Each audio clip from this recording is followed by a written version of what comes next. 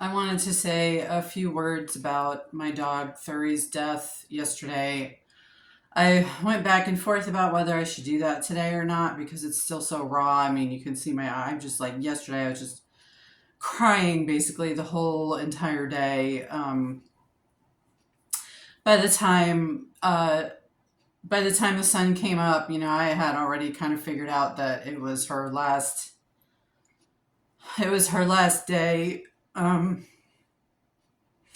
I knew that she was at the end because she was so sick. It was obvious she was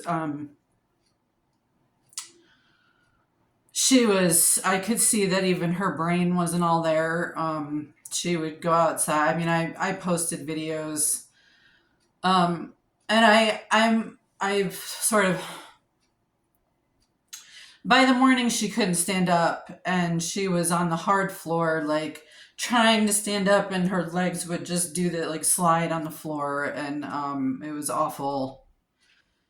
And I picked her up and put her. She did that for a while because I didn't. Every time I moved her, she'd go back to these spots. It was like she was trying to go through the wall. And I think it's kind of like when dogs go into the woods because they know that they're dying.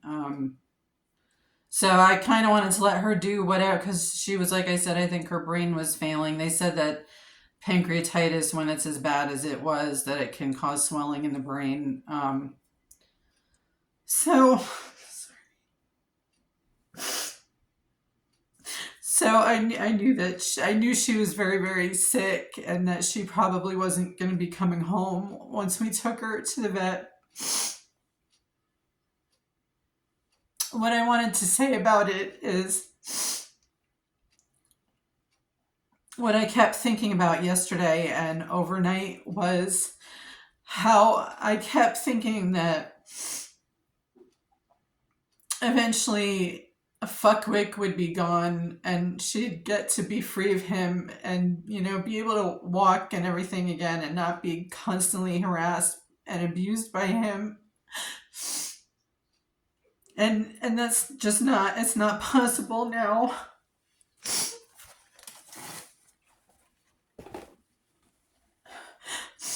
And that if it hadn't been for Jim Fuckwick imposing himself on our lives, we might have had a couple more years with her, because it was only that he made her urge to eat stop whenever it was time for me to feed her. And I used to use boiled chicken to deal with that, but when I didn't have any money, I couldn't afford boiled chicken. And I had to use whatever was in the house, and I take responsibility for that. I just kept thinking that it was a temporary thing and that eventually I'd have money, like I'd have money again at any time. I figured it was coming. It had to be coming any moment. And then we could go back to the boiled chicken, and I just kept thinking it was temporary, and I knew stuff I was giving her wasn't good for her, but it made her eat, and I didn't know how to make her eat otherwise because I would try all kinds of alternatives that were like low fat and healthier for her, like cold cuts, and he would just make her reject that stuff, and I was desperate. Anyway, I take responsibility for the fact that that probably heavily contributed to her pancreatitis. And she got a lot of table scraps in the house too that I wasn't aware of sometimes, and would only find out later. And I did express that they should keep it to a minimum because of her health, and she was like only a medium sized, only 35-pound dog, and like she could only take so much. But the other thing is too is a lot of dogs get table scraps all the time and have diets high in fat, and they don't die of pancreatitis. She was just an unlucky one that for whatever reason she was more vulnerable and she ended up getting it. So I'll tell you that I'm not going to do that with my next dog, and I think that's why the vet made a point of telling me that pancreatitis is caused by a high fat diet usually. So I don't blame her for doing that because she wanted me to know so I wouldn't do it with my next dog. Um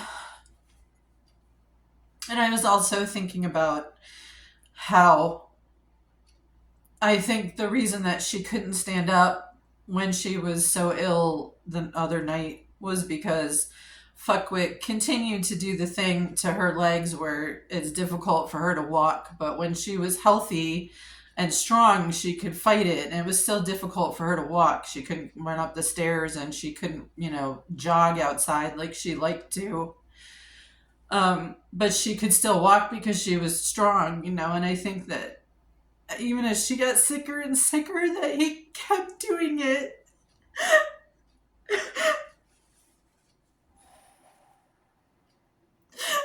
And she wasn't strong enough. She wasn't strong enough to fight it anymore. And of course, he never has any mercy. So I think the reason she couldn't stand up yesterday morning was because she was at the end of her life and he just wouldn't stop even then. He wouldn't even give her that small amount of dignity as she was dying.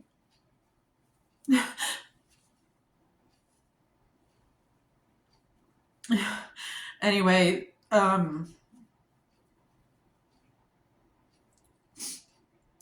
so the vet recommended euthanasia, and I already knew when we left her at the vet that it was probably going to be euthanasia because she was so sick and she was 15 years old already, and it's just there was no need to prolong her suffering anymore. So she was sedated for it, thank goodness, because when they were doing tests on her, she started to have a seizure, so they had to give her a sedative then. And then they give her a sedative for the euthanasia as well. So by the time I saw her, she was basically unconscious already. Excuse me. I have snot running down my face. uh, Anyway, it wasn't the smoothest euthanization I've ever seen, but she was peaceful and she did let go. Um, and we said goodbye to her. And I know Maya's heart is breaking because she didn't even get to be here to say goodbye.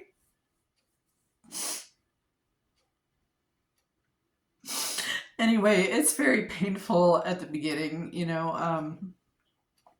what's killing me the most is just the guilt and the anger that she never got to be free of him again. It hurts. It hurts really bad that I couldn't save her from him. I just couldn't. And I even contributed to her death, and I hate that. But I'm trying not to dwell on it. She's gone, and none of it can be undone now, so it doesn't matter. I just learned from it, and I'm definitely not gonna, no matter what the circumstances are, I'm not gonna do that with my next dog. I'm not gonna take the chance. Their health is so fragile, they only live for 15 years or whatever, and you have to be careful because their health is very fragile. So I guess that was pretty much everything I wanted to say about it. The hardest part of grieving this is just that I expect to see her like on the bed every time I turn around. I expect to see her looking at me, and when I'm outside, I feel her energy out there. Like it's the memories, it takes time. It just takes time. It just takes time, and it's the hardest part of it. Um, but I'm just so glad that she's finally free of her body that was causing her so much suffering, and that also that fuckwit can't ever touch her again. He can't ever touch her again. She's free of him now.